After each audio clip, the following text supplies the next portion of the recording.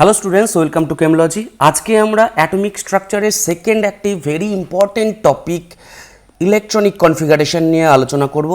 দেখো, এই electronic configuration of atom শিখতে গেলে আমাদের যে তিনটে প্রিন্সিপাল, যেটা আমাদের খুব ইম্পর্টেন্ট, যে তিনটে প্রিন্সিপাল আমাদের শিখতে হবে, সেটা হলো 1 নম্বর পাউলিস এক্সক্লুশন প্রিন্সিপাল, যেটাকে বাংলায় বলা হয় পাউলির অপবর্জন নীতি। Second, Hund's rule of maximum multiplicity, যেটাকে আমরা বাংলায় বলি হুন্ডের মাল্টিপ্লিসিটি সূত্র। থার্ড, আফবাউ প্রিন্সিপাল, যেটাকে আমরা বলি আফবাউ নীতি। তাহলে আমরা ইলেকট্রনিক কনফিগারেশন যেমন ক্লাস 10-এ শিখেছিলাম কোনো একটি পরমাণুর ইলেকট্রনিক কনফিগারেশনে, সেখানে আমাদের শেখানো হয়েছিল এরকম যে 2, 8, 8, 18 এরকম ছিল। কিন্তু ক্লাস 11-এ বা আমরা এর পরবর্তীকালে যে কোনো অ্যাটমের বা কোনো আয়নের ইলেকট্রনিক কনফিগারেশন করব, সেখানে কিন্তু আমাদের এইভাবে করলে হবে না। সেই ক্ষেত্রে আমাদের যে সাবসেলগুলো আছে, আমাদের যে অরবিটালসগুলো আছে, সেখানে ইলেকট্রনগুলো কিভাবে প্রবেশ করছে সেই জিনিসগুলো আমাদের দেখতে হবে।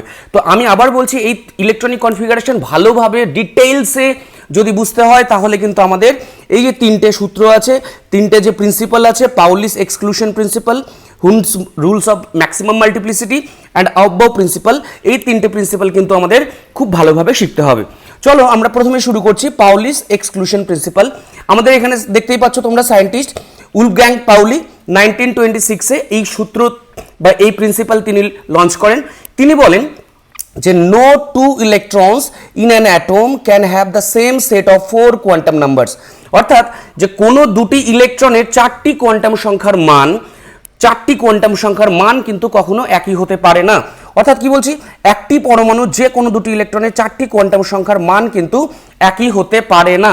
দেখো, এর আগের দিন আমরা কোয়ান্টামস নাম্বারগুলো শিখেছি, সেখানে যেরকম তোমাদেরকে বলা হয়েছিল এন, এল, এম, এস, এই যে আমাদের চারটি কোয়ান্টাম নাম্বারস আছে, অর্থাৎ এন ইকুয়াল টু শেলের ধারণা দেয়, এল ইকুয়াল টু আমাদের সাবসেলের ধারণা দেয় অর্থাৎ উপকক্ষের ধারণা দেয়, এম ইকুয়াল টু আমাদের কক্ষক বা অরবিটালের ধারণা দেয়, এস ইকুয়াল টু ইলেকট্রনের ঘূর্ণন অর্থাৎ স্পিন, সে ক্লকওয়াইজ ঘুরছে না অ্যান্টি ক্লকওয়াইজ ঘুরছে তার ধারণা দেয়।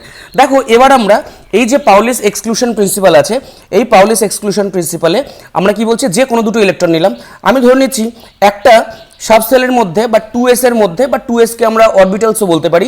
আমরা জানি অরবিটালসের মধ্যে দুটি ইলেকট্রন থাকতে পারে, হাইয়েস্ট দুটি ইলেকট্রন।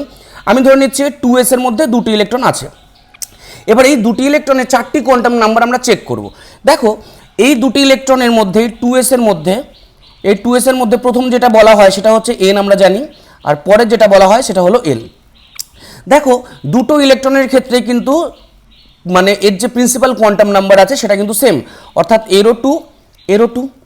দেখো, সেকেন্ড কি, এর যে সাবসেল আমি দেখতে পাচ্ছি দুটো ইলেকট্রনই কিন্তু কোন সাবসেলে আছে, এস সাবসেলে বা এস উপকক্ষে আছে, যার জন্য আমি এল এর মান কত হলে এস হয়, 0। তাহলে এর ক্ষেত্রেও 0, এর ক্ষেত্রেও 0। আবার আমরা দেখতে পাচ্ছি যে এই যে দুটো ইলেকট্রন সেটা কিন্তু এস অরবিটালে আছে, অর্থাৎ সেই ক্ষেত্রেও কিন্তু এল এর মান 0 হলে এম এর মান হয় আমাদের 0। তাহলে দুটোর ক্ষেত্রে 0 হচ্ছে, অর্থাৎ আমরা তিনটে কোয়ান্টাম নাম্বার কিন্তু এই দুটো ইলেকট্রনের ক্ষেত্রে সেম হচ্ছে। কিন্তু লাস্ট যে আমাদের কোয়ান্টাম নাম্বার আছে, অর্থাৎ এস কোয়ান্টাম নাম্বার, সেই ক্ষেত্রে এস কোয়ান্টাম নাম্বারের ক্ষেত্রে কি দেখো, এই ক্ষেত্রে একটার ঘূর্ণন আমরা ক্লকওয়াইজ বলেছি, একটার ঘূর্ণন অ্যান্টি ক্লকওয়াইজ, অর্থাৎ একটির মান যদি +½ হয় তাহলে অপরটির মান কিন্তু হবে -½ অর্থাৎ দুটি ইলেকট্রনের চারটি কোয়ান্টাম সংখ্যার মান কিন্তু সেম হচ্ছে না।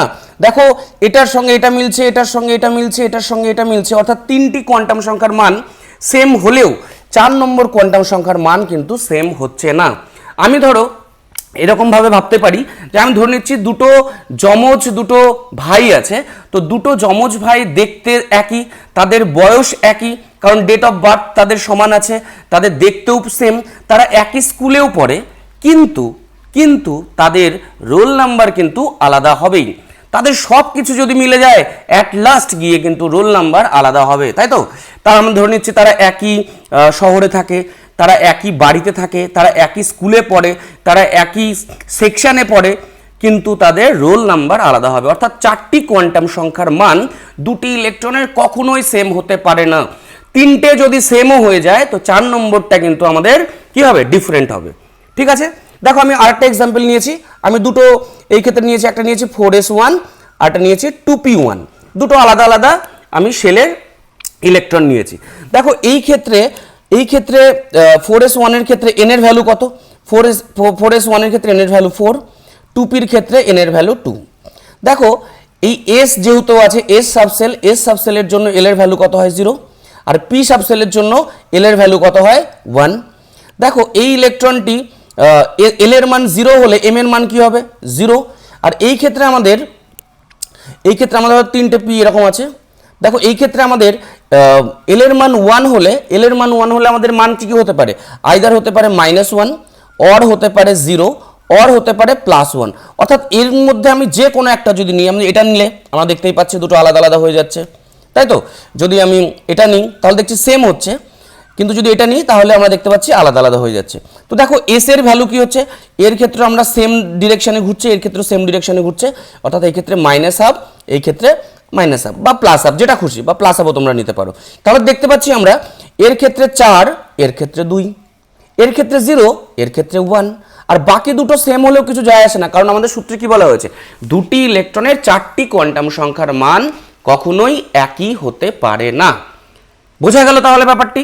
তাহলে প্রথমটা আমরা যেরকম দেখছিলাম, প্রথম তিনটের ক্ষেত্রে আমাদের সেম হচ্ছিল, এটার সেম, কিন্তু লাস্টেরটা আলাদা হলো। আর এই রকম যখন আমি দুটো ইলেকট্রনের কথা ভাবছি, তখন তো আমরা প্রথম থেকে দেখতে পাচ্ছি এর ইকুয়াল টু, এখানে n = 4, এখানে n = 2, এখানে l = 0, এখানে l = 1। অর্থাৎ এই ক্ষেত্রে প্রত্যেকটা জিনিস আলাদা, অর্থাৎ তারা দুটো ইলেকট্রন, তারা দুটো আলাদা কক্ষকে থাকে, তারা দুটো আলাদা শেলে থাকে, তারা দুটো আলাদা সাবসেলে থাকে, অর্থাৎ তারা আলাদা রাজ্যে থাকে, তারা আলাদা ডিস্ট্রিক্টে থাকে। তো এরকম কিন্তু ডিফারেন্ট আমরা দেখতে পাচ্ছি। তো দেখো এবার আমরা একটা কোশ্চেন এখান থেকে, পাউলিস এক্সক্লুশন প্রিন্সিপাল থেকে একটা কোশ্চেন, যেটা নিট 1991-এ এসেছিল, সেটা কি একদম ডিরেক্ট কোশ্চেন। দেখো ওর যা পাউলিস এক্সক্লুশন প্রিন্সিপালের যা থিওরি যেটা বা প্রিন্সিপাল যেটা, সেটার উপরেই কোশ্চেন। কি বলা হয়েছে এখানে? দেখো in a given atom no two electrons can have the same value for all the 4 quantum numbers. This is called, এটাকে কি বলা হয়? যে 4টি কোয়ান্টাম সংখ্যার মান কখনো একই হতে পারে না কোনো একটি পরমাণুর দুটি ইলেকট্রনের, সেটা হচ্ছে পাউলিস এক্সক্লুশন প্রিন্সিপাল। একদম ডিটো কোশ্চেন, ঠিক আছে? তাহলে আমরা পাউলিস এক্সক্লুশন প্রিন্সিপাল আমরা ঠিকমতো বুঝে গেলাম। তো চলো এবার নেক্সট দেখবো এবার আমরা Hund's multiplicity rule, Hund's rule of maximum multiplicity বা হুন্ডের মাল্টিপ্লিসিটি সূত্র। দেখো এই হচ্ছে আমাদের সায়েন্টিস্ট ফ্রেডরিখ হুন্ড। তিনি কি আমাদের কি স্টেটমেন্ট দিলেন? তিনি বললেন যে pairing of electrons in the orbitals belonging to the same subshell PDF। দেখো আমি এই ক্ষেত্রে এস নিইনি, তার কারণে একটু পরে তোমরা বুঝে যাবে। Does not take place until each orbital belonging to the subcell has got one electron each, that is it is singly occupied। অর্থাৎ তিনি বলছেন যে যতক্ষণ পর্যন্ত সমশক্তি সম্পন্ন কক্ষগুলি খালি থাকবে, আবার বলছি সমশক্তি সম্পন্ন কক্ষক, অর্থাৎ কোনো সাবসেলের যে অরবিটালসগুলো থাকে তাদের প্রত্যেকের এনার্জি সমান হয়, ঠিক আছে? তো কি বলছে? যতক্ষণ পর্যন্ত সমশক্তি সম্পন্ন কক্ষকগুলি খালি থাকবে ততক্ষণ পর্যন্ত ইলেকট্রনগুলি এককভাবে প্রবেশ করবে এবং তাদের প্রত্যেকের ঘূর্ণন একই দিকে হবে। তো সেটাই বলা হয়েছে, একটি নির্দিষ্ট উপকক্ষের ইলেকট্রন পূর্তি প্রক্রিয়ায় সমশক্তি সম্পন্ন কক্ষক বা অরবিটাল যতক্ষণ পর্যন্ত খালি থাকবে ততক্ষণ ইলেকট্রনগুলি ওই কক্ষকগুলিতে এককভাবে প্রবেশ করবে এবং প্রত্যেকের ঘূর্ণন একই দিকে হবে। অর্থাৎ কি বলতে চাইছেন তিনি বলতে চেয়েছেন, ধরো কোনো একটা বাবার 3টে ছেলে আছে, তো বাবা যদি 3টে আপেল কিনে আনে তাহলে একজনকে কি 3টে দিয়ে দিবে? না। বা একজনকে 2টো দিবে আর একজনকে একটা দেবে আর একজন ফাঁকা থাকবে? একদম না। তিনি বলছেন যে যদি 3টে আপেল নিয়ে আসে কোনো বাবা, তাহলে তার 3টে ছেলেকে প্রথমে একটা করে তিনি দেবেন। যদি 4টা আপেল কিনে আনে তাহলে সবাইকে প্রথমে কি করবে? একটা করে দেবে, তারপর আরেকটা যেটা বাঁচলো সেটা আবার আর কোনো একটা ছেলেকে দেবে।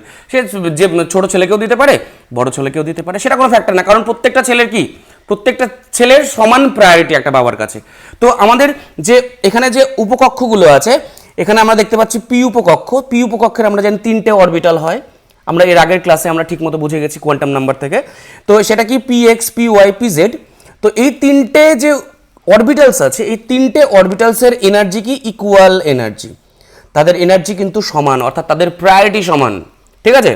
এবং এদেরকে আমরা কি বলি, ডিজেনারেট অরবিটালস। ডিজেনারেট মানে হচ্ছে সমশক্তি সম্পন্ন, যে তাদের এনার্জি সমান। আবার দেখো ডি সাবসেলের আমরা জানি যে তার 5টি অরবিটাল থাকে। কি কি? D z square, d x square minus y square, d x y, d y z আর ডি জেড এক্স। এই 5টি অরবিটালের এনার্জিও কিন্তু সেম। অর্থাৎ ডি হচ্ছে যদি কোনো বাবা হয় তাহলে তার 5টি ছেলের সমান প্রায়োরিটি। ঠিক আছে, অর্থাৎ 5টি যদি ইলেকট্রন আনে প্রত্যেকে একটা করে পাবে। ঠিক আছে, তারপরে দেখো এই ক্ষেত্রে যেটা আছে, এই ক্ষেত্রে কি, এটা এফ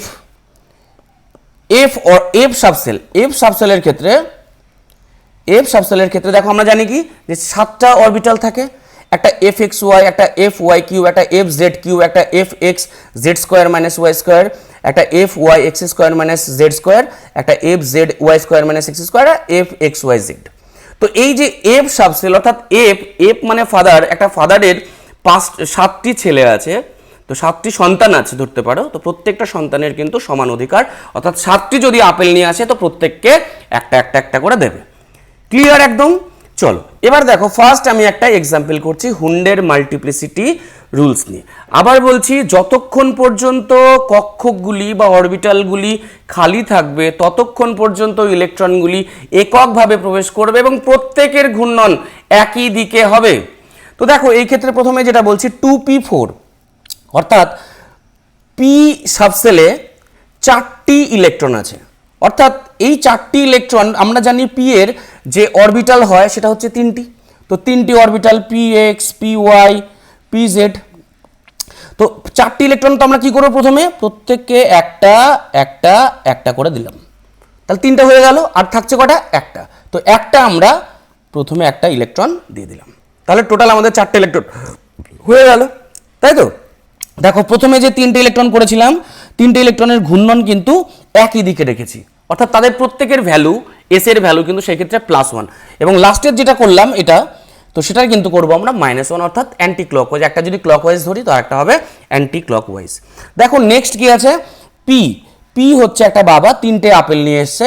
তাহলে সেই 3টে আপেল এখানে কি, পি এর আমরা জানি 3টে অরবিটাল হয়, P X, P Y, P Z. তো কিভাবে হবে, একটার মধ্যে দুটো যাবে, এরকম হবে? একদম হবে না। তাহলে কি হবে এই ক্ষেত্রে আমাদের হবে প্রথমে একটা করে ঢুকবে, সবার একটা করে ঢুকলো, তাই তো? এবং প্রত্যেকের ঘূর্ণন আমরা একই দিকে দিব, তাহলে আবার এটা কিন্তু আমাদের ঠিক। ওকে, এইভাবে আমাদের করতে হবে। D4 দেওয়া আছে, ডি এর 5টি অরবিটাল আছে। তাহলে প্রথমে কি করবে, সবাই একটা করে পাবে, একটা 4টা ইলেকট্রন হয়ে গেল, এককভাবে প্রবেশ করবে। বোঝা গেল? আগেই কিন্তু আমরা জানি যে প্রতিটি অরবিটালে হাইস্ট 2টো করে ইলেকট্রন থাকতে পারে। এর মানে এটা না ধর প্রত্যেকটা ছেলে 2টো করে আপেল খেতে পারে। তার মানে কি আমার 5টা ছেলে আছে, আমি কি সেখানে 4টা যদি আপেল নিয়ে আসি তো প্রথম 2জনকে 2টা করে দিয়ে দেবো আর বাকিরা কি তাকিয়ে থাকবে? একদম না। তো আমাদের কি করতে হবে, প্রত্যেককে প্রথমে একটা করে দাও, এরপরেও যদি এক্সট্রা থাকে তখন তুমি আবার প্রথম থেকে দিতে পারো। ঠিক আছে, যে বেশি খেতে ভালোবাসে তাকে তুমি দিতে পারো। নেক্সট আমাদের কি আছে, D6। দেখো D6 মানে 6টা ইলেকট্রন আছে, 5টা আমাদের অরবিটাল। তাহলে 6টা ইলেকট্রন কি করে, প্রথমে একটা 5টা ইলেকট্রন দিলাম, এককভাবে প্রবেশ করলো এবং প্রত্যেকের ঘূর্ণন একই দিকে করলাম। নেক্সট আমাদের আরেকটা ইলেকট্রন আছে এখনো, কারণ 6টার মধ্যে 5টা ঢুকেছে। তো নেক্সট আমরা উল্টো দিকে তার ঘূর্ণনটা করাবো। তখন তার যখন আরেকটা ফিল আপ হয়ে যাবে, হাফ ফিল্ড হওয়ার পর তারপর আমরা কি করব, নেক্সট ইলেকট্রন দেবো, তার ঘূর্ণনটা অন্যদিকে দেবো। ঠিক আছে, F7 দেখো দেওয়া আছে। আমরা জানি এফ এর 7টি অরবিটাল আছে। এই 7টি অরবিটালে কি করবে, একটা।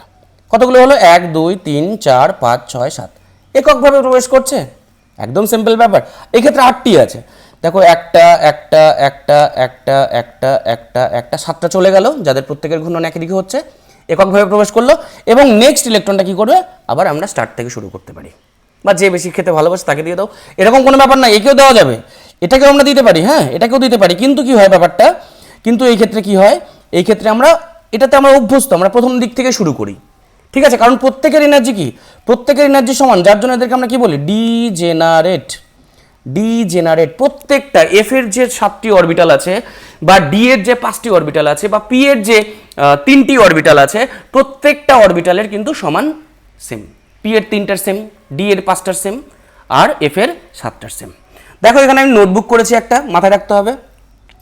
হাফ ফিল্ড অর্থাৎ অর্ধপূর্ণ অ্যান্ড ফুল ফিল্ড মানে পরিপূর্ণ ইলেকট্রনিক কনফিগারেশনগুলো কি হয়, মোর স্টেবল হয়, খুব স্টেবল হয়, খুব স্টেবল। যেটা আমরা ব্যাখ্যা করব আমরা একটু পরে, সেটা আমরা ব্যাখ্যা করতে পারি কিসের মাধ্যমে, সিমেট্রি দিয়ে আর এক্সচেঞ্জ এনার্জি দিয়ে। আমি একটু পরে ব্যাখ্যা করে দিচ্ছি। তো তোমরা মাথায় রাখবে যে অর্ধপূর্ণ ইলেকট্রন বিন্যাস, অর্ধপূর্ণ এবং এবং পরিপূর্ণ মানে কমপ্লিট। মানে অর্ধপূর্ণ মানে কি হয়, দেখো এফ এর মধ্যে 7টা অরবিটাল আছে, তো এই যে এটাকে বলা হয় হাফ ফিল্ড, এটাকে বলা হয় হাফ ফিল্ড। ওকে, হাফ ফিল্ড আছে। আর যদি পরিপূর্ণর কথা বলতাম তাহলে আমরা কি করতাম, ধরো এখানে আমরা 14টা ইলেকট্রন নিয়ে নিচ্ছি, তাহলে প্রত্যেকটার মধ্যে কি হবে, 14টা ইলেকট্রন প্রথমে এককভাবে ঢুকবে, তারপর আমরা আরেকটা করে দেবো। দেখো, তো এটাকে বলা হয় ফুল ফিল্ড ইলেকট্রনিক কনফিগারেশন। যদি তোমরা এরকম ইলেকট্রনিক বিন্যাস, ইলেকট্রনিক কনফিগারেশন তোমরা যদি দেখো, তাহলে কিন্তু সেটা স্টেবল হবে বেশি। স্টেবল মানে সেটা কি হবে, সেটা স্থায়িত্ব বেশি হবে। ঠিক আছে, নেক্সট দেখো আমরা তাহলে হুনসের মাল্টিপ্লিসিটি সূত্র শিখে গেলাম। নেক্সট চলে আসবে আবাউ। দেখো প্রথম দুটো সায়েন্টিস্টের নাম অনুসারে হয়েছিল পাউলি সায়েন্টিস্টের নাম অনুসারে পাউলি এক্সক্লুশন প্রিন্সিপাল। সেকেন্ডেরটা কি ছিল, হুনসের, হুন্স নিজে এই প্রিন্সিপালটা দিয়েছিল, যার জন্য হুন্স মাল্টিপ্লিসিটি রুল বলি। এবার চলে আসবে আউবাউ। দেখো আউবাউ কিন্তু কোনো সায়েন্টিস্টের নাম নয়, আউবাউ একটি জার্মান ওয়ার্ড, আউবাউ একটি জার্মান ওয়ার্ড। এই জার্মান ওয়ার্ডের মানে হচ্ছে বিল্ডিং আপ বা কনস্ট্রাকশন, অর্থাৎ একে একে গড়ে তোলা। যেরকম ধরো আমরা কনস্ট্রাকশন করি বা আমরা যখন বাড়িতে বিল্ডিং তৈরি করা হয় অর্থাৎ বাড়ি বানানো হয়, তো সেই ক্ষেত্রে কি হয়, সেই ক্ষেত্রে ফার্স্ট আমাদের গ্রাউন্ড ফ্লোরের কাজ করতে হয়, তাই তো। সেকেন্ড আমাদের গ্রাউন্ড ফ্লোর যখন কমপ্লিট হয়ে যাবে তখন আমাদের ফার্স্ট ফ্লোরের কাজ করতে হবে। ফার্স্ট ফ্লোরের কাজ হয়ে গেলে সেকেন্ড ফ্লোরের কাজ করতে হবে, সেকেন্ড ফ্লোরের পর থার্ড ফ্লোরের কাজ করতে হবে। ঠিক একইভাবে যখন ইলেকট্রনগুলো কোনো অ্যাটমের মধ্যে সজ্জিত হবে, যখন তাদের অ্যাটমের মধ্যে যখন ইলেকট্রনগুলো বসবে, তখন ফার্স্ট আমাদের গ্রাউন্ড যে লেভেল আছে, গ্রাউন্ড যে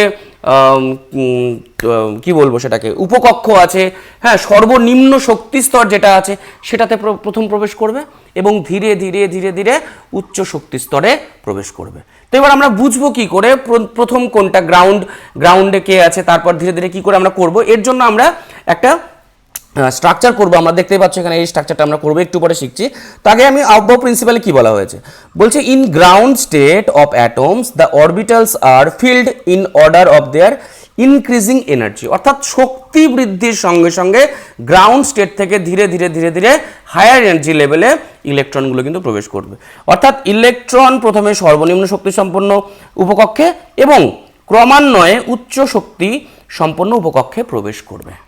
ঠিক আছে, তাহলে ধীরে ধীরে ধীরে ধীরে উচ্চ শক্তি স্তরে প্রবেশ করবে। প্রথমে গ্রাউন্ড ফ্লোরের কাজ হবে, তারপর first floor, second floor, third floor. তো দেখো এখানে আমরা একটা সুন্দর একটা স্ট্রাকচার তৈরি করা হয়েছে। দেখো এক্ষেত্রে কি আছে, দেখো প্রথমেই আমরা n = 1 অর্থাৎ 1 নম্বর কক্ষপথ। আমি এর আগের দিন বলছিলাম যে 1 নম্বর কক্ষপথে একটি উপকক্ষ থাকতে পারে, সেটা কি এস, তো যার জন্য এস লেখা হয়েছে। দেখো এস। 2 নম্বর কক্ষপথে দুটো উপকক্ষ থাকতে পারে, একটা 2s একটা 2p। 3 নম্বর কক্ষপথে 3টে উপকক্ষ থাকতে পারে, 3s 3p 3d। 4 নম্বর কক্ষপথে 4টি উপকক্ষ থাকতে পারে, 4s 4p 4d 4f। 5 নম্বর কক্ষপথে 5টি অরবিটাল 5টি সাবসেল থাকতে পারে, 5s 5p 5d 5f 5g। কিন্তু দেখো আমরা জি কেন লিখিনি, এখানে তো আমাদের জি লিখতে হতো 5g, কিন্তু কেন লিখছি না, কারণ এখনো পর্যন্ত যে 118টি মৌল আমাদের আবিষ্কার হয়েছে, সেই 118টা মৌলের মধ্যে এখনো কোনো মৌলের ইলেকট্রন এই 5g উপকক্ষে প্রবেশ করেনি। তো যার জন্য আমাদের 5g এইসব আমাদের প্রয়োজন হয় না। ঠিক আছে, তাহলে আমি ওই জন্য 5gটা লিখছি না। দেখো একইভাবে তাহলে 6 নম্বর কক্ষপথে কি কি থাকতে পারে, 6s 6p 6d 6f 6g 6h, কিন্তু আমরা ওগুলো লিখছি না কারণ এখনো পর্যন্ত প্রয়োজন হয়নি। 7 এর ক্ষেত্রে 7s 7p 7d 7f আরও যেগুলো 7g 7h এইসব থাকতো, কিন্তু তারা আমরা লিখিনি। ঠিক আছে, তো তাহলে আমরা প্রথমে এই কয়েকটাই করেছি।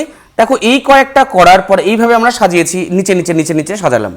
সাজানোর পর এগুলোকে আমরা এইভাবে একটা অ্যারো চিহ্ন দিয়ে, এইভাবে অ্যারো চিহ্ন দিয়ে প্রত্যেকটা দেখো অ্যারো চিহ্ন নিচের দিকে অ্যারো চিহ্ন করেছি প্রত্যেকটা থেকে। এবার আমাদের কাজ হবে যে এই অ্যারো চিহ্নর সঙ্গে পরের অ্যারো চিহ্নটার মাঝখান দিয়ে এইভাবে যুক্ত করে দেওয়া। ঠিক আছে, দেখো যুক্ত করে দাও, যুক্ত করে দাও, যুক্ত করে দাও, একদম সাপের মতো একটা আমরা কাহিনীটা করছি। দেখো এইভাবে যুক্ত করে দাও। ঠিক আছে, এইভাবে যুক্ত করে দাও, তাহলে আমরা বুঝে যাব কার শক্তি কম কার শক্তি বেশি, এখান থেকে আমরা বুঝে যাব। দেখো তাহলে এবার আমরা দেখতে পাচ্ছি, দেখো এবার আমরা দেখতে পাচ্ছি প্রথমে সবার প্রথমে 1s।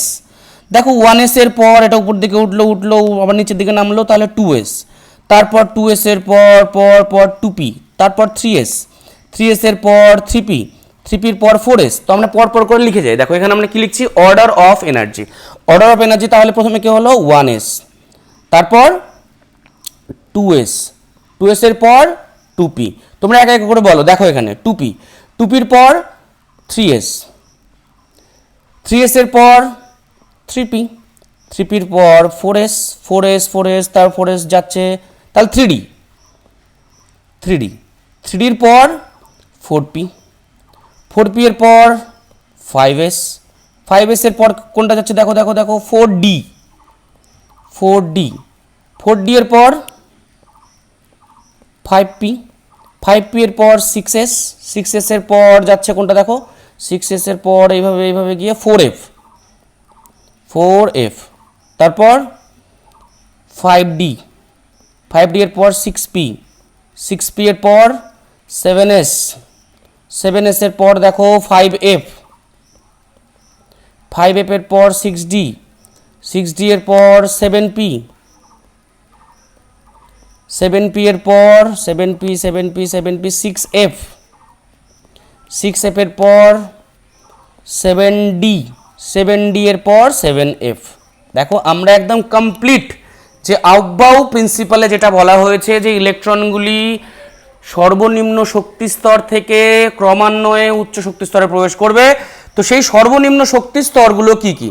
সেই সর্বনিম্ন শক্তি স্তর হলো প্রথমে সবার প্রথমে ইলেকট্রন প্রবেশ করবে 1s এ, অর্থাৎ আমাদের কাছে যদি একটি ইলেকট্রন থাকে তাহলে সেটা 1s এ প্রবেশ করবে। ঠিক আছে, তাহলে 1s একটা ইলেকট্রন হলে কি হবে 1s 1, 1s 1। ঠিক আছে, যদি দুটো ইলেকট্রন হতো তাহলে আমরা করতাম 1s 2, যদি তিনটে ইলেকট্রন হতো তাহলে 1s 2, 2p 1। কারণ আমরা কি জানি s এর একটি মাত্র অরবিটাল, আর একটি অরবিটালে হাইয়েস্ট দুটি ইলেকট্রন থাকতে পারে।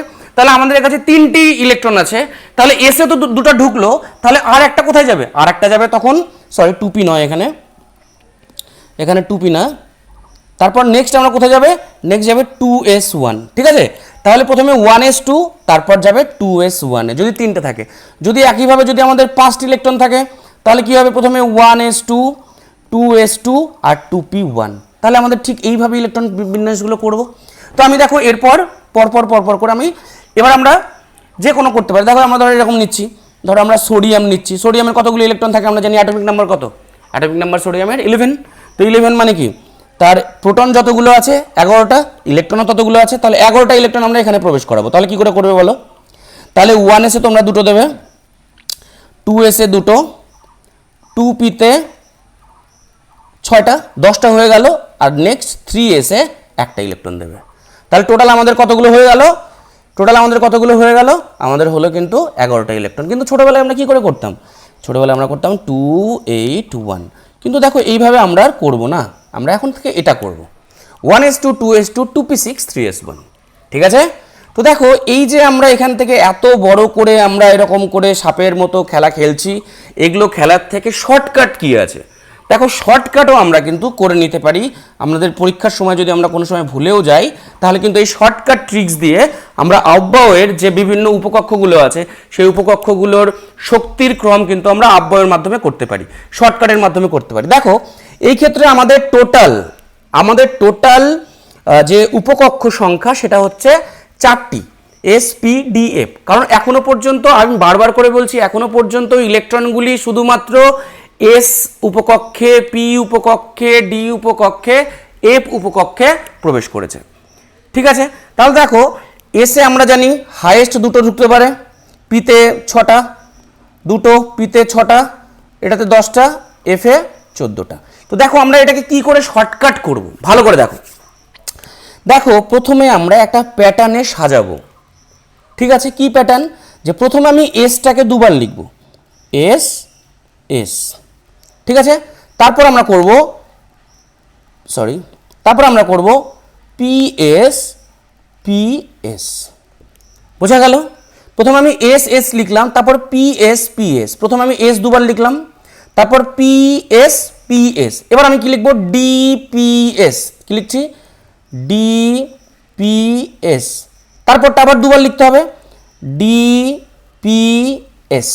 নেক্সট আমরা কি করব? এবার আমরা করব এফ ডি পি এস, তাহলে এবার আমরা করব এফ ডি পি এস, এটা দুবার করব, F d p S.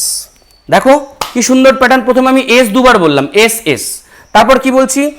P S P S, তারপর আমি বলছি d p s d p s, মুখে মুখে একদম মুখস্থ করে নাও। আর কি? F d p s f d p s. Okay, দারুণ। এবার দেখো, এবার আমরা কি জানি?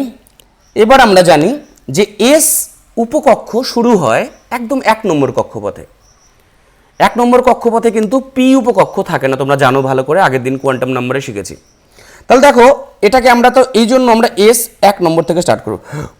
1 2 3 4 5 6 7 8, এসের কাজ শেষ।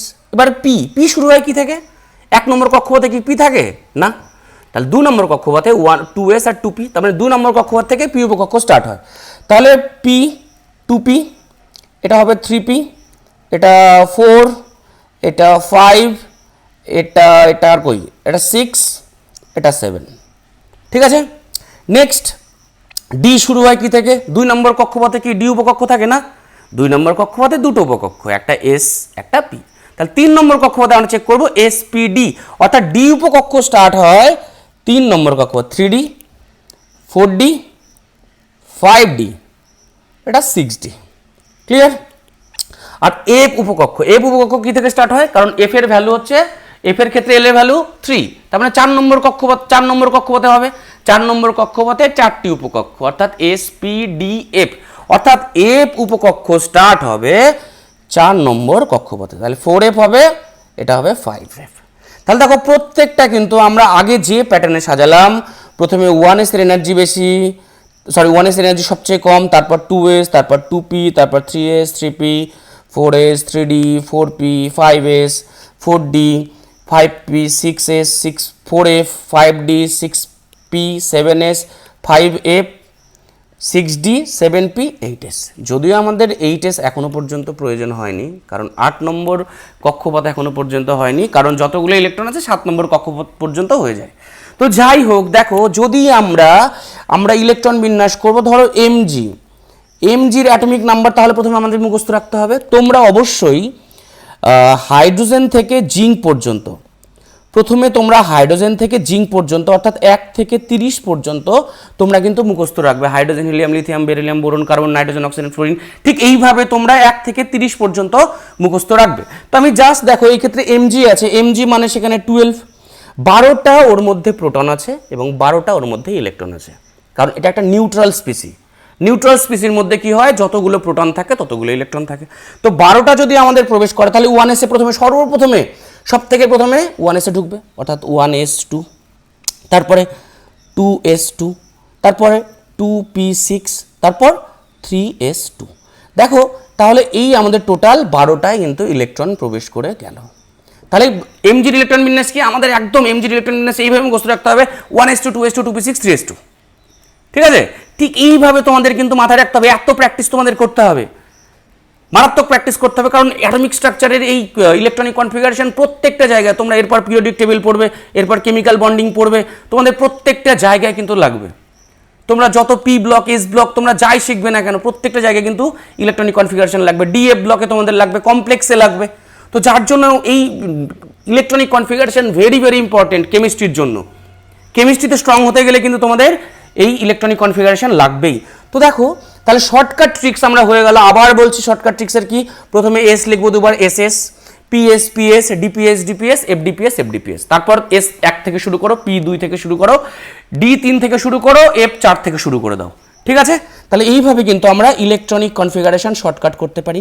দেখো নেক্সট আমাদের এই যে উপকক্ষগুলো রয়েছে, দেখো এখান থেকে এই যে উপকক্ষগুলো আছে, হঠাৎ করে কেউ যদি তোমাকে বলে যে 3p আর 3ডির মধ্যে কার এনার্জি বেশি, ধরো এই ধরনের কোশ্চেন আসলো 3p এবং 3ডির মধ্যে কার এনার্জি বেশি, তাহলে তুমি কি করবে?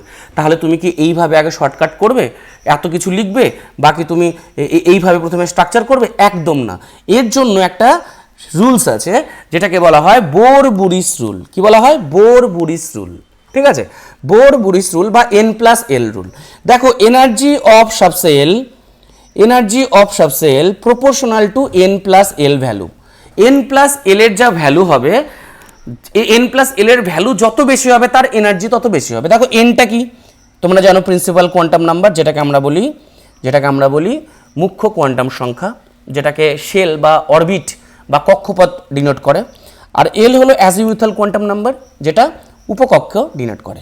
দেখো এস এর ক্ষেত্রে এল এর মান কত? এল এর মান 0, পি এর ক্ষেত্রে এল এর মান 1, ডি এর ক্ষেত্রে এল এর মান 2, আর এফ এর ক্ষেত্রে এল এর মান 3।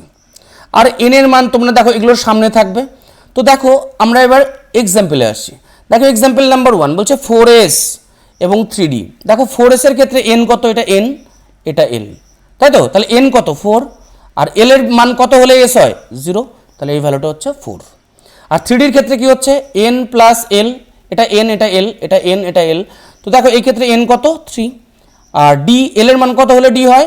l এর মান 2 হলে d হয়, তাহলে 2 = 5। তাহলে দেখো কোন ভ্যালুটা বেশি? n+l এর ভ্যালুটা কার ক্ষেত্রে বেশি? n+l এর ভ্যালুটা এর ক্ষেত্রে বেশি হচ্ছে। তো যার জন্য কার এনার্জি বেশি হবে? অবশ্যই 3ডির এনার্জি 4s এর থেকে বেশি। দেখো কি শর্টকাট করা যায়। ওকে, এটা বোর্ডে বা কিন্তু নিটে আসতে পারে। ঠিক আছে, নেক্সট দেখো এক্সাম্পল 2p অ্যান্ড 3s। 2pর মধ্যে n কত বলো, তাড়াতাড়ি বলো। n কত? n হলো 2, আর l কত? p এর ক্ষেত্রে l এর ভ্যালু কত হয়? p এর ক্ষেত্রে l এর ভ্যালু হয় 1, তাহলে এই ক্ষেত্রে হবে 1। তাহলে n+1 কত? 3। এই ক্ষেত্রে n এর ভ্যালু 3 আর l এর ভ্যালু কত? 0। তাহলে দুটোর ক্ষেত্রে কি হচ্ছে?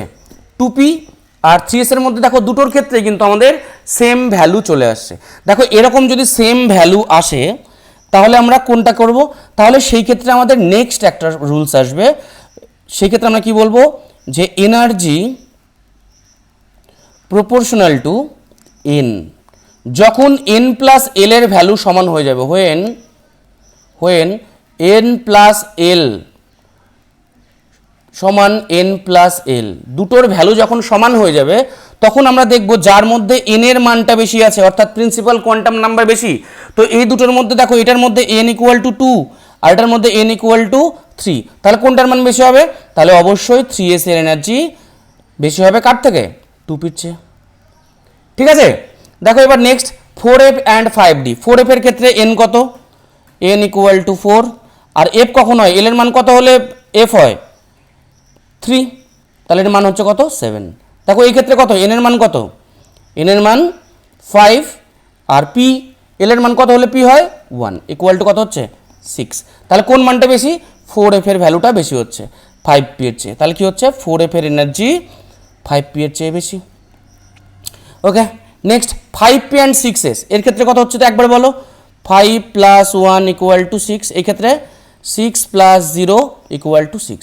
তাহলে দেখো এই ক্ষেত্রেও কিন্তু দুটোর ক্ষেত্রেই মান আমাদের সেম চলে আসছে। মান সেম চলে আসলে আমরা কি করব? যার দেখবো nটা বড়, কার n বড়? 6টা বড়, অর্থাৎ 6s এর এনার্জি কিন্তু 5p এর চেয়ে বেশি হবে। ওকে, আচ্ছা নেক্সট 4f এবং 5d। 4f এর ক্ষেত্রে কত হচ্ছে একবার বলো তাড়াতাড়ি। 4 + 3 = 7, আর এই ক্ষেত্রে 5 + 2 = 7। তাহলে দেখো এই ক্ষেত্রেও কিন্তু আমাদের মান সমান চলে আসছে। মান সমান আসলে কি হবে?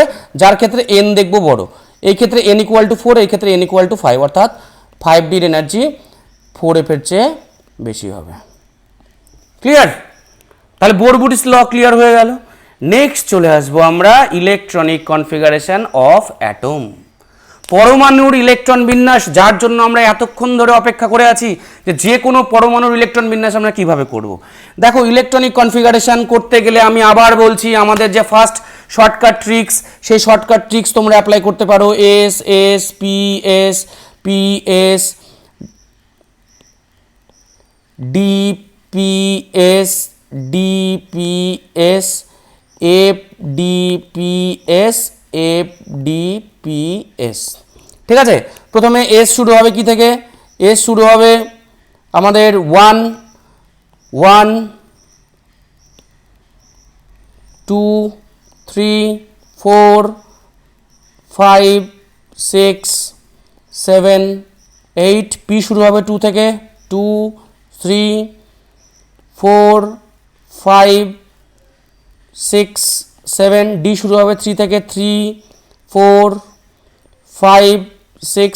এফ শুরু হবে 4 থেকে, 4 5।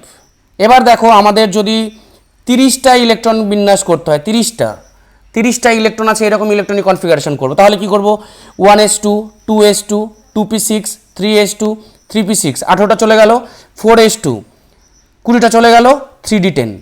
এই 3d10 মানে 30টা। তাহলে এখান থেকে আমাদের এইটুকু, আমাদের কিন্তু প্রত্যেকটা স্টুডেন্টকে, আমরা এখন জাস্ট ক্লাস 11 শুরু করছি বা আমরা পরেও পড়তে পারি, তো প্রথম এই 30টা মানে প্রথম এই 1s থেকে 3d, এটা কিন্তু একদম আমাদের একদম মুখস্থ রাখতে হবে। 1s 2s 2p 3s 3p 4s 3d, এই যে প্যাটার্ন, এই প্যাটার্নটা কিন্তু আমাদের মুখস্থ রাখতেই হবে।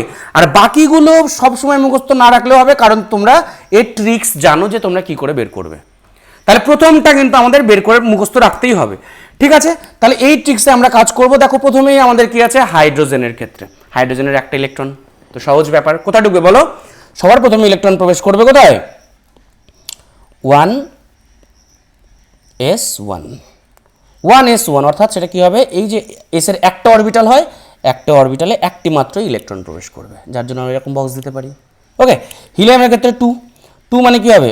1s2, তাই তো? তো 1s2 হলে কেমন হবে? একটা মাত্রই বক্স, যার মধ্যে দুটো ইলেকট্রন থাকবে, প্রথমে একটা ক্লকওয়াইজ, একটা অ্যান্টি ক্লকওয়াইজ। ওকে, লিথিয়ামের ক্ষেত্রে সেম, কি হবে? 3টা ইলেকট্রন, তাহলে 1s2 2s1। বেরিলিয়ামের ক্ষেত্রে 4, তাহলে 1s2 2s2। বোরনের ক্ষেত্রে 5, অর্থাৎ 1s2 2s2 2p1। কার্বনের ক্ষেত্রে 6, 1s2 2s2 2p2। নাইট্রোজেনের ক্ষেত্রে 1s2 2s2 2p3। দেখো, আমি আউটার মোস্ট সেল, এগুলো হচ্ছে আউটার মোস্ট সেল। দেখো, এর মধ্যে যে কক্ষ আছে, সেই কক্ষগুলো কি? n ইকুয়াল টু কি আছে? n ইকুয়াল টু 1 আছে, আর n ইকুয়াল টু 2 আছে। তো যেটা বাইরের দিকে থাকবে সেটাকে আমরা বলবো outermost shell. Outermost shell অর্থাৎ সর্ববহিস্থ কক্ষ, সর্ববহিস্থ কক্ষ। আর ভেতরের দিকে যেটা আছে সেটাকে আমরা বলবো ইনার শেল। ইনার, ভেতরের দিকে থাকলে কি বলি? সেটাকে আমরা ইনার বলি। তো এটা ইনার শেল। ঠিক আছে, নেক্সট। তাহলে আউটার মোস্ট শেলের যদি আমি বক্স করে দেখাই, তাহলে এস এর একটা বক্স, তার মানে দুটো ইলেকট্রন আছে, আর পি এর মধ্যে কি আছে? 3টে ইলেকট্রন। 3টে ইলেকট্রন কিভাবে ঢুকবে? 3টে ইলেকট্রন একটা একটা একটা। কোন সূত্র অ্যাপ্লাই হলো এখানে? একটা একটা করে ঢুকবে, হুন্ডের মাল্টিপ্লিসিটি সূত্র। ঠিক আছে, নেক্সট। অক্সিজেনের আছে কতগুলো? অক্সিজেনের আছে 8টা ইলেকট্রন, তাহলে কি হবে? 1s2 2s2 2p4। দেখো, এটা হচ্ছে আউটার মোস্ট সেল, আর এটা হচ্ছে ইনার শেল। আউটার মোস্ট সেলের যদি আমি বক্স করে দেখাই, তাহলে দেখো এখানে দুটো ঢুকছে, আর এখানে কটা ঢুকছে? একটা একটা একটা। প্রথমে একটা একটা করে দিতে হবে, তারপরে আমাদের আরও এক্সট্রা একটা আছে, যার জন্য এটাকে আমি আবার একটা দিলাম। অর্থাৎ সর্ববহিস্থ কক্ষের টোটাল ইলেকট্রন কতগুলো? সর্ববহিস্থ কক্ষের টোটাল ইলেকট্রন 6টা, আর ইনার শেলে আছে 2টা। একইভাবে তোমরা এফ, নিয়ন, সোডিয়াম, ম্যাগনেসিয়াম, অ্যালুমিনিয়াম বাড়ি থেকে করবে। অ্যালুমিনিয়ামের 13, সিলিকনের 14, বাড়ি থেকে সব হোমওয়ার্ক। এটা 15, এটা 16, সব হোমওয়ার্ক। এটা 17, এটা 18, এটা 19, এটা 20। এবার দেখো স্ক্যান্ডিয়াম 21, এই স্ক্যান্ডিয়াম আমি করব। দেখো স্ক্যান্ডিয়ামের কি আছে? 21টা আছে, তাহলে কি হবে? প্রথমে 1s2 2s2 2p6 3s2 3p6 4s2। কতগুলো হলো? 2 2 4 10 11 12 18 20, তাহলে আমাদের নেক্সট ঢুকবে কোথায় 3D1-এ। 3D1 নেক্সট আমাদের 3D1-এ প্রবেশ করলো। ঠিক আছে, দেখো নেক্সট টাইটেনিয়াম 22 তোমরা একইভাবে করবে, ভ্যানাডিয়াম 23 তোমরা একইভাবে করবে। এবার দেখো এই ক্ষেত্রে আছে 24, ক্রোমিয়াম 24, এটা আমি করে দিচ্ছি। Very very very very important, very very important. Chromium, দেখো ক্রোমিয়ামের ক্ষেত্রে কি করব, 24টা ইলেকট্রন আছে, তাহলে কি করব, প্রথমে 1s2 2s2 2p6 3s2 3p6, তারপর 4s2 আর 3d কতগুলো হলো দেখো এখানে 2 2 4 10 11 12 18 20 3d4। দেখো এই ক্ষেত্রে আমাদের 4s2 আর কি হচ্ছে 3d4 হচ্ছে। দেখো দেখো এই ক্ষেত্রে কি হচ্ছে, আমাদের আউটার মোস্ট সেলে আছে 4s2 আর তার পেনাল্টিমেট সেলে আছে 3d4। দেখো 3d4 মানে কি আছে সেখানে, 3d4 মানে সেখানে এরকম ইলেকট্রন আছে, 4টা ইলেকট্রন আছে, আর এখানে আছে 2টো ইলেকট্রন। অর্থাৎ আমরা দেখতে পাচ্ছি যে একটি অরবিটাল ফুলফিল্ড আছে আর একটি সাবসেল আছে পার্শিয়াল ফিল্ড বা আংশিক পূর্ণ। তো আমরা এর আগে জেনেছিলাম যে half field or full field অর্থাৎ অর্ধপূর্ণ বা পরিপূর্ণ ইলেকট্রন বিন্যাস সব থেকে স্টেবল হয়। তো দেখো 4s এবং 3dর মধ্যে এনার্জিগত পার্থক্য খুব কম, তাই কি হয় স্টেবিলিটির জন্য, for stability nature love stability, প্রত্যেকে তুমি আমি সবাই এই গাছপালা পৃথিবী প্রত্যেকেই স্টেবল হতে চাইছে। তো এই স্টেবিলিটির জন্য কি করবে, এই 4s থেকে একটা ইলেকট্রন চলে যাবে এই 3dতে, তাহলে আলটিমেট কি হয়ে যাবে 4s1 3d5। তাহলে এই যে আমরা ইলেকট্রন বিন্যাস করছি এটা কিন্তু ঠিক নয়, আমাদের সঠিক যে ইলেকট্রন বিন্যাস হবে সেটা হবে কোনটা, সেটা হবে 1s2 2s2 2p6 3s2 3p6 4s1 3d5। এই 3d5 যখন করব তখন আমরা দেখতে পাচ্ছি দেখো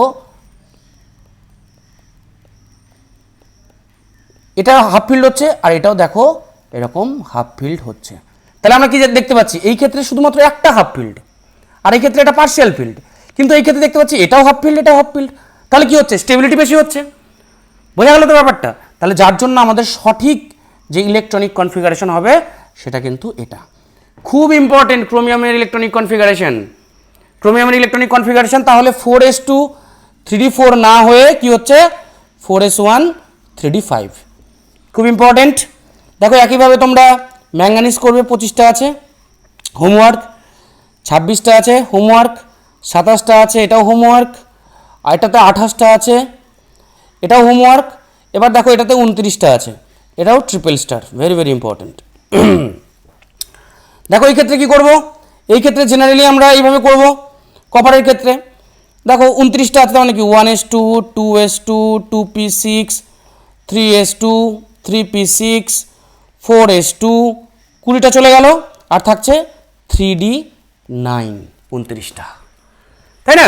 কিন্তু দেখো এই ক্ষেত্রেও সেম 3d9 মানে কি, 3d9 মানে সেই ক্ষেত্রে কিন্তু এটা পার্শিয়াল ফিল্ড আছে, 9 মানে 1টা 2টো 3টে 4টে 5টে 6 7 8 9, তাহলে দেখো এই ক্ষেত্রে পার্শিয়াল ফিল্ড আছে মানে আংশিক পূর্ণ, না হাফ ফিল্ড হয়েছে না ফুল ফিল্ড হয়েছে।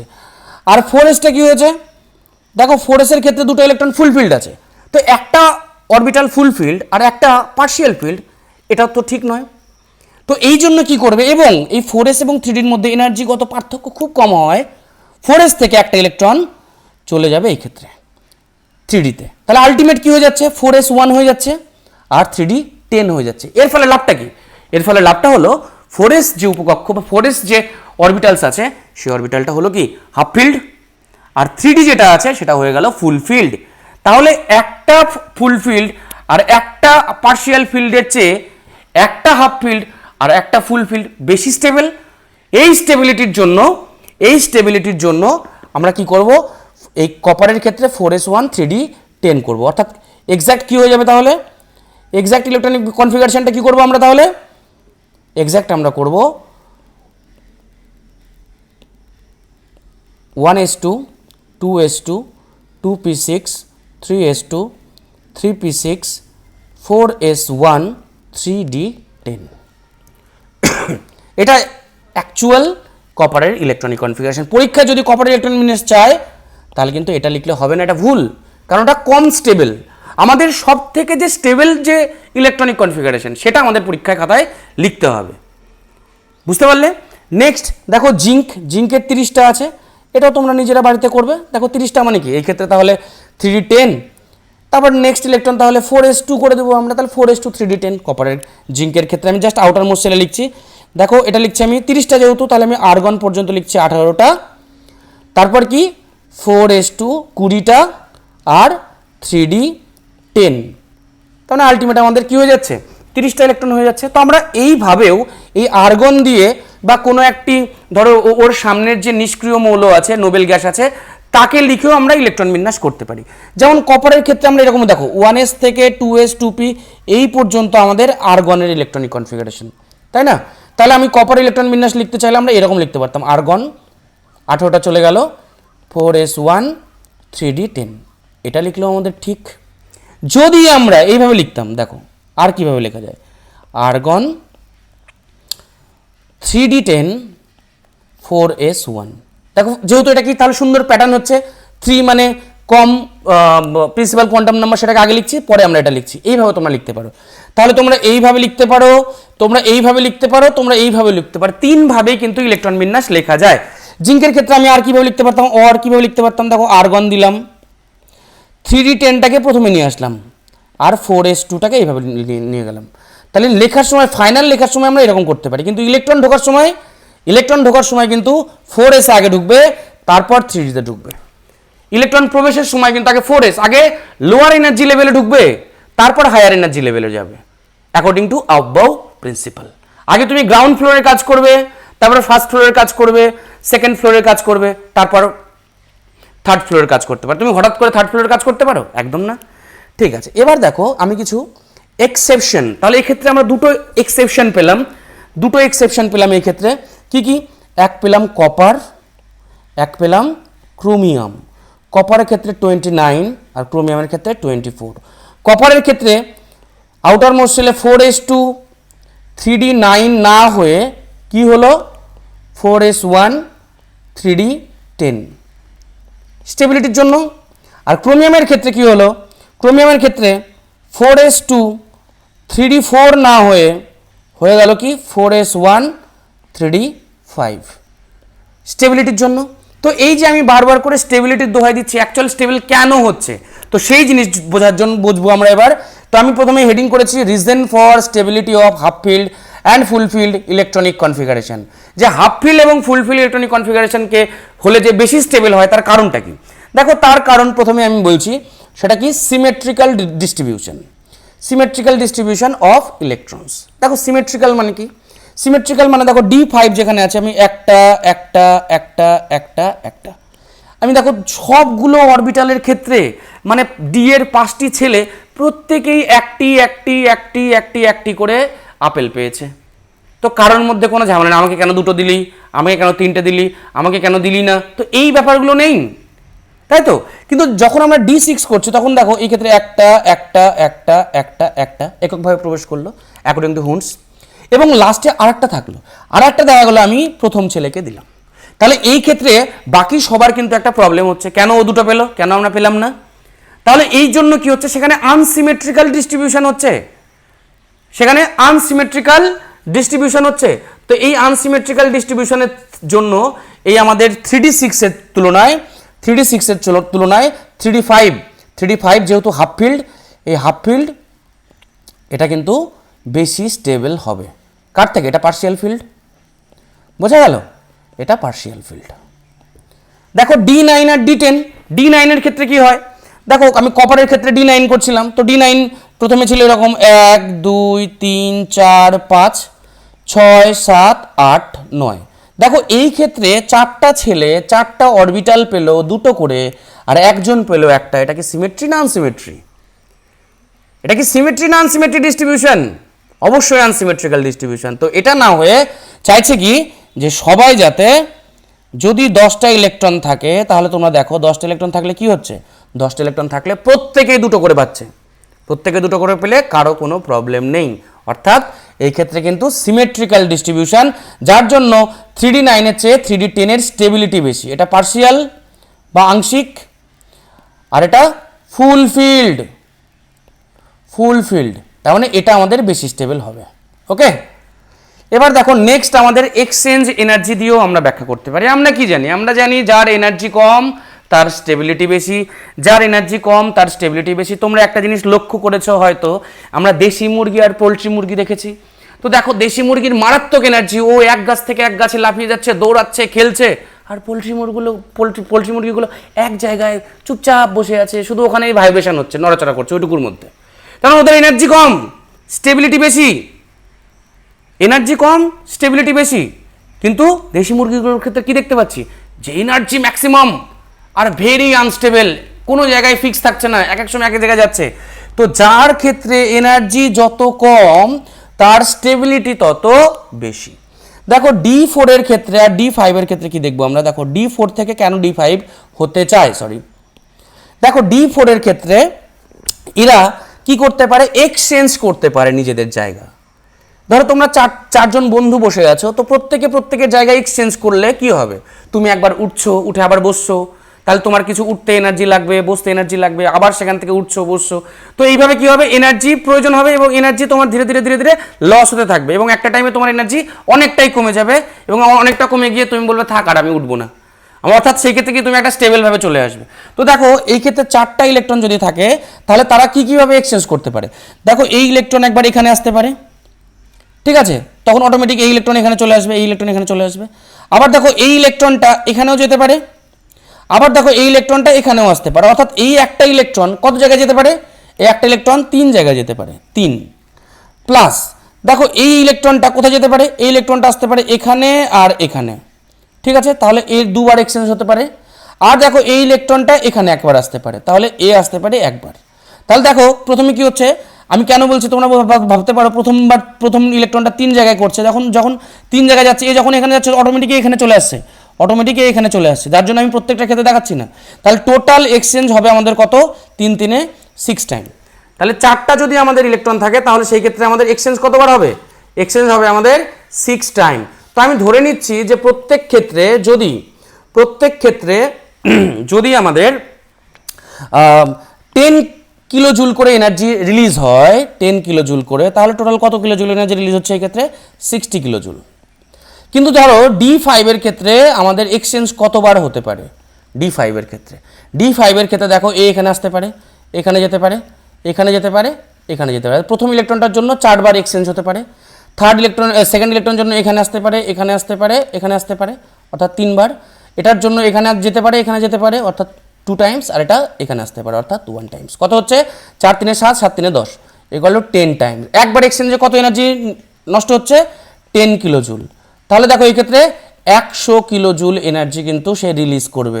আর এনার্জি যদি রিলিজ করে অর্থাৎ তার এনার্জি কমে যাবে এবং তার স্টেবিলিটি বেড়ে যাবে। তাহলে এক্সচেঞ্জ এনার্জির মাধ্যমে কিন্তু আমরা এটা ব্যাখ্যা করতে পারি যে D4 এর চেয়ে D5 বেশি স্টেবল। এবার আমি একটা খুব লেটেস্ট, খুব ইম্পর্টেন্ট একটা জিনিস তোমাদের বোঝাতে চাইছি। দেখো একটা আছে P3 হাফ ফিল্ড আর এটা আছে P5, এটা কিন্তু পার্শিয়াল ফিল্ড, ঠিক আছে। তাহলে তোমরা কোনটা বলবে যে বেশি স্টেবল? P3। স্যার এটা তো হাফ ফিল্ড আছে। কিন্তু না, দেখো এই ক্ষেত্রে আমাদের এক্সচেঞ্জ এনার্জি দিয়ে বুঝতে হবে। দেখো P3 এর ক্ষেত্রে কতবার এক্সচেঞ্জ হতে পারে? এই ইলেকট্রন এখানে আসতে পারে, এই ইলেকট্রন এখানে আসতে পারে, তাহলে 2, আর এই ইলেকট্রন একবার এখানে আসতে পারে, অর্থাৎ 1। অর্থাৎ আমাদের 3 টাইম এক্সচেঞ্জ হতে পারে। 3 টাইমের জন্য কত কিলো জুল এনার্জি নষ্ট হবে? আমি ধরে নিচ্ছি 30 কিলো জুল, জাস্ট ধরছি এটা আমি, ঠিক আছে। আর এর ক্ষেত্রে দেখো এই যে সেম ঘূর্ণনগুলো যারা আছে তারা একবার এটা আর একবার এটা 3 টাইমস হতে পারে। প্লাস দেখো যারা উল্টো অ্যান্টি ক্লকওয়াইজ আছে তাদের নিজেদের মধ্যে একবার এক্সচেঞ্জ হতে পারে, অর্থাৎ সেই ক্ষেত্রে আরও একটা কিন্তু এক্সচেঞ্জ হতে পারে, অর্থাৎ সেই ক্ষেত্রে 4, অর্থাৎ 4 টাইমস।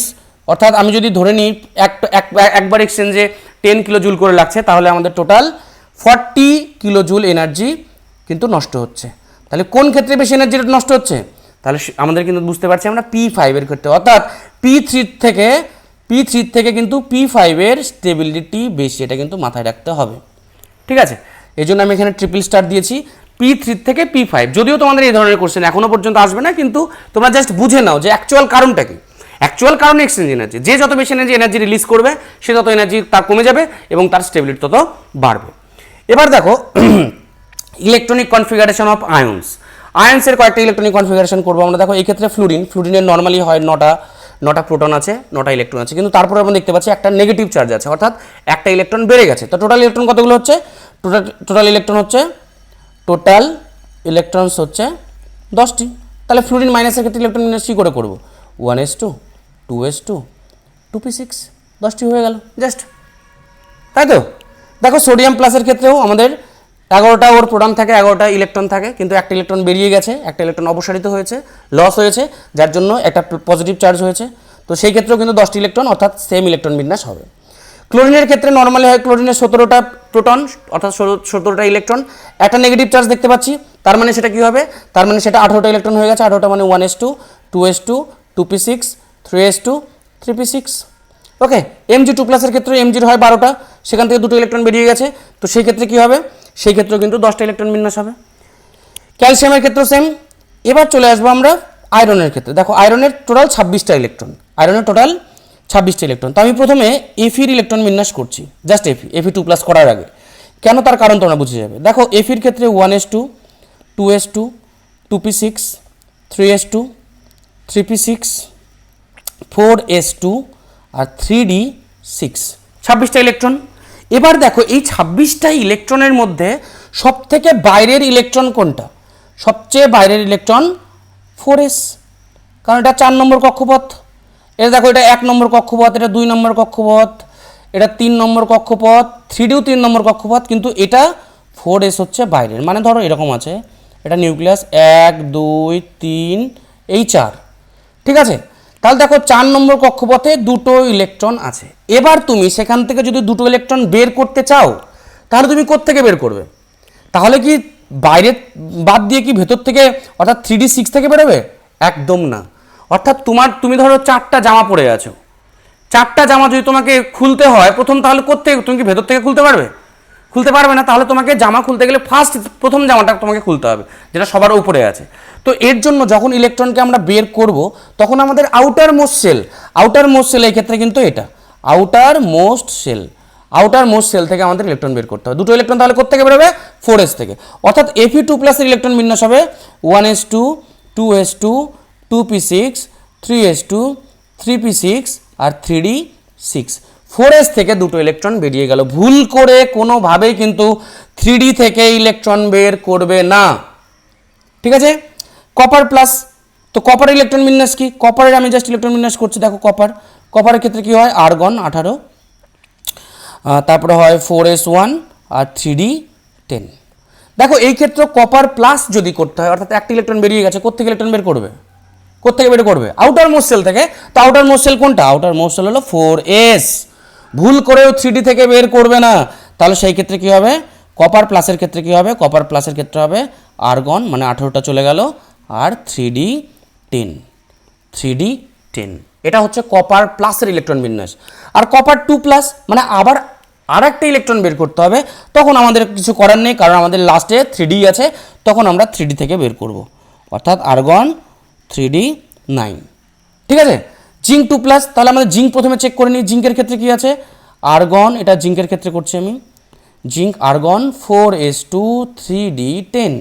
তো আউটার মোস্ট সেল কোনটা? আউটার মোস্ট সেল হলো 4s। তো যখন আমি 2টো ইলেকট্রন বের করব, তখন অবশ্যই আমাকে 4s থেকে বের করতে হবে, সর্ববহিস্থ কক্ষপথ থেকে বের করতে হবে, অর্থাৎ আর্গন 3d10। ওকে, দেখো এই ক্ষেত্রে ক্রোমিয়াম 3+ আছে। ক্রোমিয়াম 3+ মানে আমরা কি করব? ক্রোমিয়ামের করে নিই। ক্রোমিয়ামের ক্ষেত্রে কি আছে? আর্গন 4s1 3d5, তাই তো? তাহলে তোমরা কোত্থেকে বের করবে? প্রথমে আউটার মোস্ট সেল থেকে একটা, যেহেতু টোটাল আমাদের 3টে বের করতে হচ্ছে, আউটার মোস্ট সেল থেকে একটা, আর 3d থেকে 2টো। তাহলে কি হবে? আর্গন 3d, 2টো বের করে দিলে কটা থাকবে? আর 3টা। দেখো এটা হবে ক্রোমিয়াম 3+ ইলেকট্রন বিন্যাস। নিকেল 2+, আগে নিকেল করবে। যে পর্যন্ত 10 বার করে প্র্যাকটিস না হচ্ছে, প্রথমে এইভাবে ভেঙে ভেঙে করবে। 4s2 3d8। তো বের করবে কি করে? 2টো ইলেকট্রন কোত্থেকে বেরোবে বলো? 3d থেকে? না, 4s থেকে বের করবে। তাহলে আর্গন 3d8, 4s থেকে 2টো ইলেকট্রন বেরোবে, ঠিক আছে? একদম শেষের দিকে চলে আসি। দেখো ইলেকট্রনিক কনফিগারেশন বারবার করে বলছি তোমাদের কিন্তু 100% শিখতে হবে সায়েন্স নিয়ে পড়তে গেলে। ভালো কিছু করতে গেলে ইলেকট্রনিক কনফিগারেশন একদম সব সময়ের জন্য একদম রেডি রাখতে হবে, ঠিক আছে? সব চ্যাপ্টারে আছে। এবার আমি কি করছি, অ্যাপ্লিকেশন অফ ইলেকট্রনিক কনফিগারেশন। দেখো এখান থেকে আমি কি অ্যাপ্লিকেশন আমি পেতে পারি। তো ফার্স্ট আমরা ম্যাগনেটিক মোমেন্ট অর্থাৎ চৌম্বক ভ্রামক আমরা শিখতে পারি এখান থেকে। চৌম্বক ভ্রামক মানে কি? চৌম্বক ভ্রামক মানে ধরো চৌম্বক ভ্রামক বা আমরা ম্যাগনেটিক প্রপার্টিকে আমরা দুভাগে ভাগ করি, একটা প্যারাম্যাগনেটিক, একটা ডায়াম্যাগনেটিক। নর্মালি আরও আছে ফেরোম্যাগনেটিক, অ্যান্টি ফেরোম্যাগনেটিক আছে, আমি যাচ্ছি না, আমি জাস্ট দুটোতে যাচ্ছি আপাতত।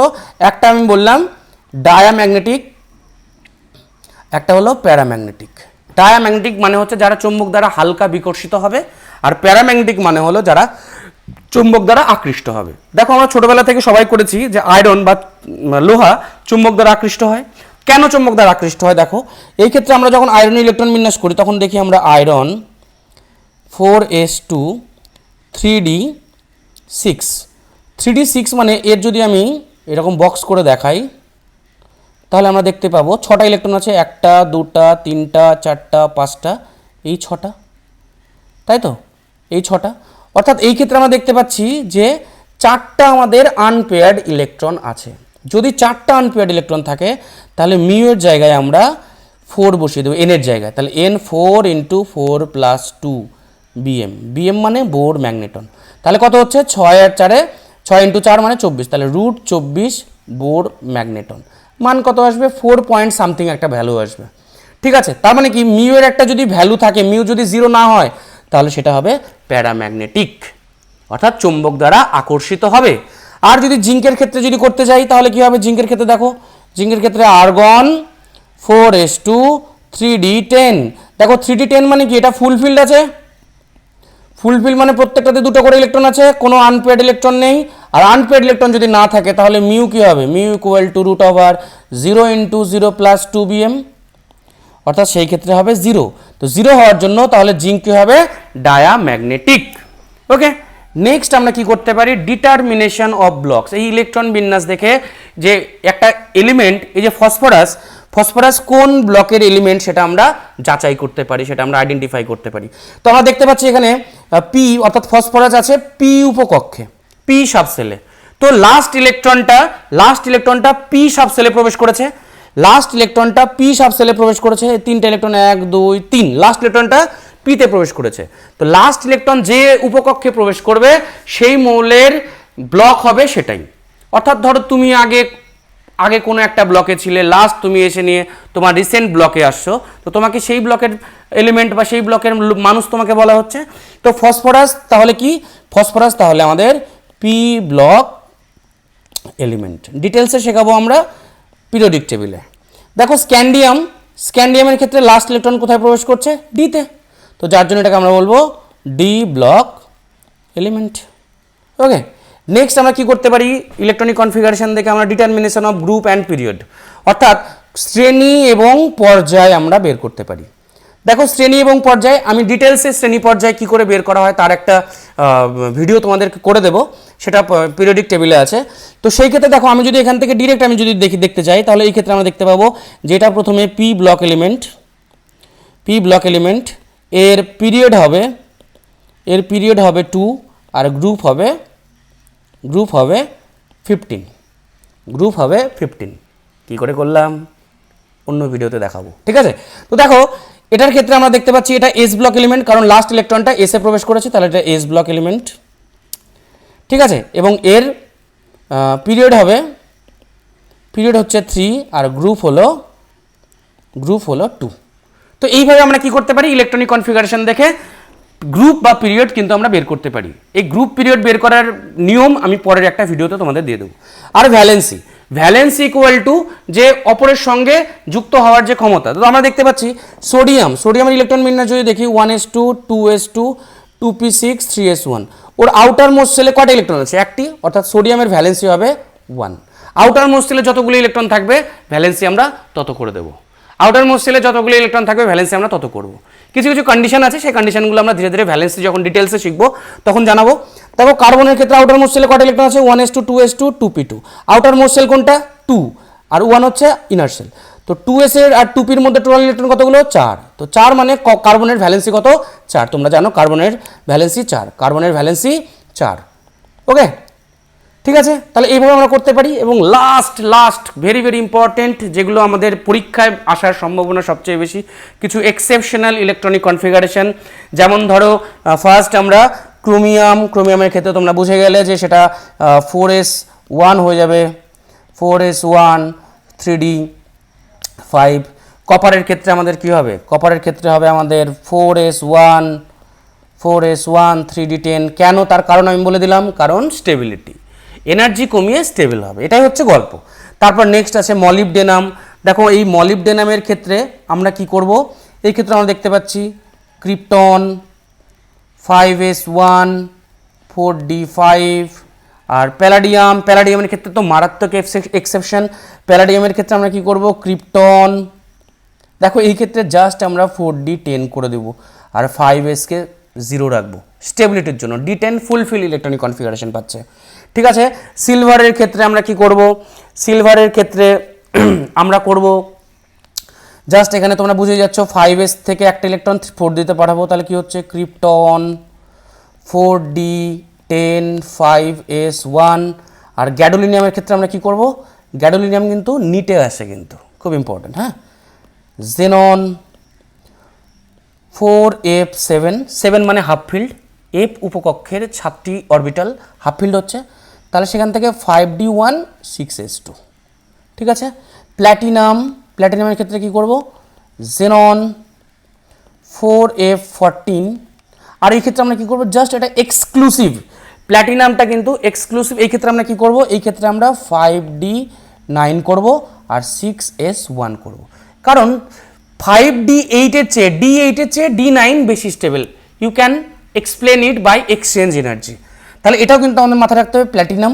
ঠিক আছে, আর লাস্ট গোল্ডের ক্ষেত্রে কি আছে তোমরা বুঝতেই পারছো, এখানে 5d10 হয়ে যাবে, এটা 6s1 হয়ে যাবে। তাহলে আমরা কি করব, জেনন 4f14 5d10 6s1, অর্থাৎ আমরা এরকম ঠিক ইলেকট্রনিক কনফিগারেশন করে দেবো। প্রত্যেকটা ইলেকট্রনিক কনফিগারেশনের উদ্দেশ্যই হলো স্টেবল হওয়া, যা তোমরা এক্সচেঞ্জ এনার্জি দিয়ে ব্যাখ্যা করতে পারবে।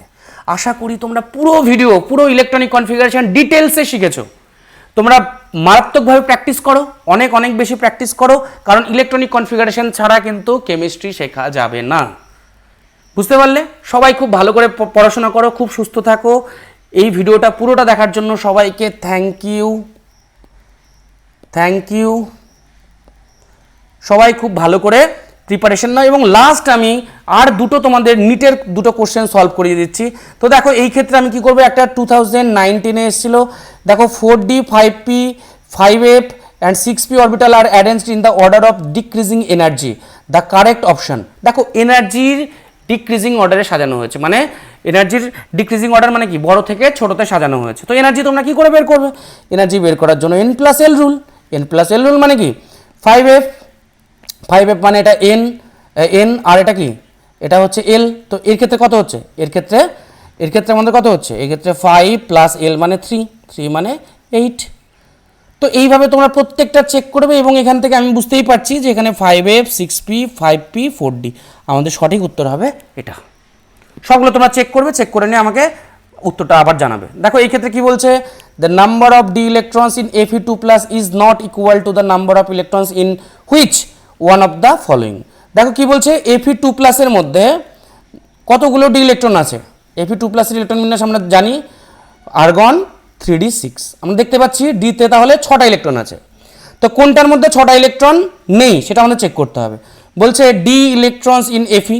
তো Feর যদি আমরা ইলেকট্রন বিন্যাস করি তাহলে আমরা দেখতে পাচ্ছি আর্গন 4s2 3d6, অর্থাৎ এর মধ্যেও 6টা ইলেকট্রন আছে। আমরা দেখছি নিয়নের পি ইলেকট্রনস, নিয়নের মধ্যে কি, নিয়ন আমরা দেখব, নিয়নের 1s2 2s2 2p6। তো 2p6 মানে কতগুলো হচ্ছে, 6টা ইলেকট্রন আছে, তাহলে পি এর মধ্যেও 6টা ইলেকট্রন আছে। S electrons in magnesium, magnesium. তো এমজির ক্ষেত্রে কত হচ্ছে, দেখো ইলেকট্রন বিন্যাস করলে 1s2 2s2 2p6 3s2। দেখো টোটাল এস ইলেকট্রন, এখানে দুটো এখানে দুটো, টোটাল কতগুলো ইলেকট্রন, 6টা।